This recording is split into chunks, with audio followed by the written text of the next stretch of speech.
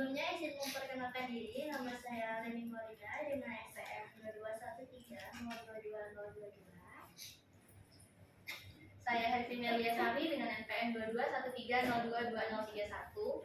Dan saya Niwayan Diana Media dengan NPM 2213022022. Yang pertama, kami membuat alat yang berjudul bandul elektromagnetik yang memiliki tujuan. Yang pertama, bandul dapat bergerak sendiri dikarenakan adanya interaksi antara medan magnet dan medan listrik, yang dimana interaksi ini disebut dengan elektromagnetik. Yang kedua, dari pergerakan bandul dapat dilihat berapa periode dan frekuensi dari pergerakan bandul. Serta kami akan mencoba untuk membentuk gelombangnya melalui layar display laptop.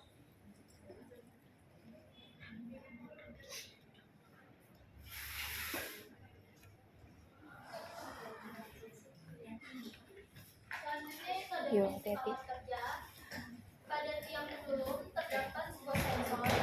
Beberapa saat setelah pendulum melewati sensor, relay akan tersambung dan mengantarkan arus listrik. Akibatnya, timbul medan magnet pada kumparan. Medan magnet ini akan menghasilkan gaya yang tolak-menolak dengan magnet di ujung pendulum. Akibatnya, pendulum akan bergerak ke atas hingga mencapai amplitudenya.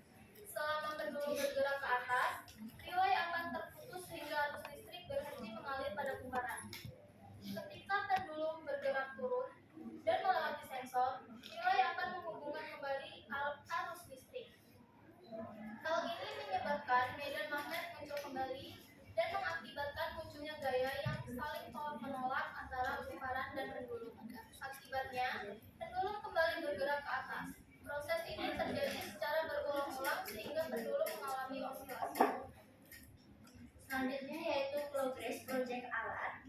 Kami membuat alat bandul elektromagnetik di mana dibutuhkan beberapa alat. Yang pertama yaitu sensor infrared, 2 Arduino Uno, yang ketiga magnet, yang keempat relay, yang kelima kumparan alat, yang keenam kabel jumper, yang ketujuh baterai, dan yang kedelapan yaitu adaptor.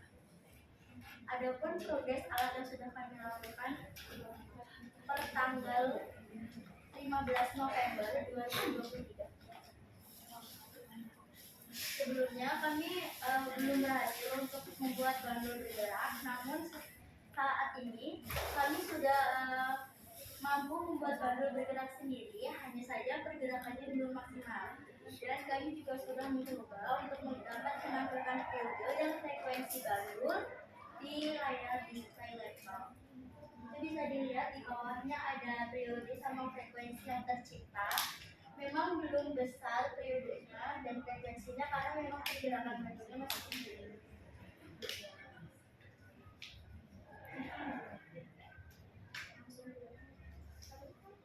Di sini kami akan menunjukkan cara kerja alat project kami yang sementara yang belum sempurna.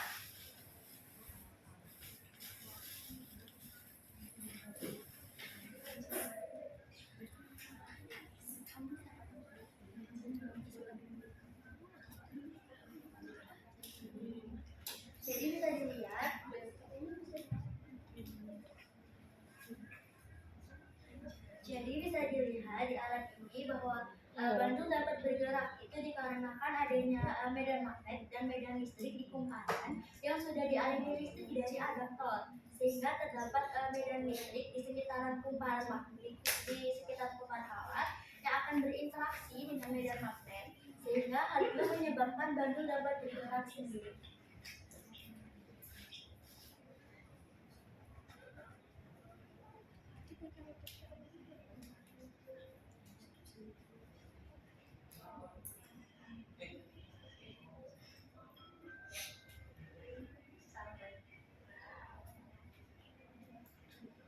Di sini kami akan mencoba untuk menunjukkan beberapa periode dan frekuensi dari pergerakan bandul saat ini. Tapi tunggu sebentar ya. bisa pulang ngantuk. Kasihan kalian tapi udah deh.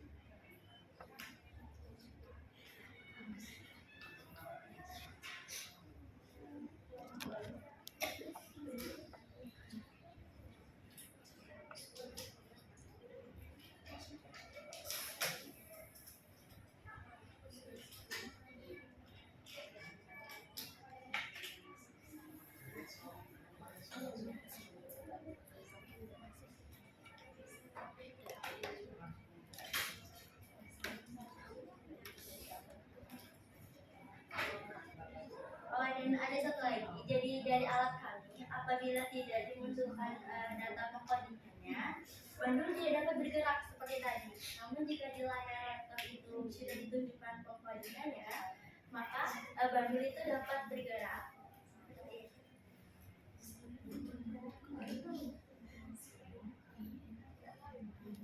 Karena memang pengkodingan cukup sulit, kami mengalami kendala saat ini. Tapi kami sudah mencoba untuk kemarin seperti yang kami tunjukkan tadi di file. Dan ada beberapa kendala yang kami alami selama proses pembuatan bandul elektromagnetik ini.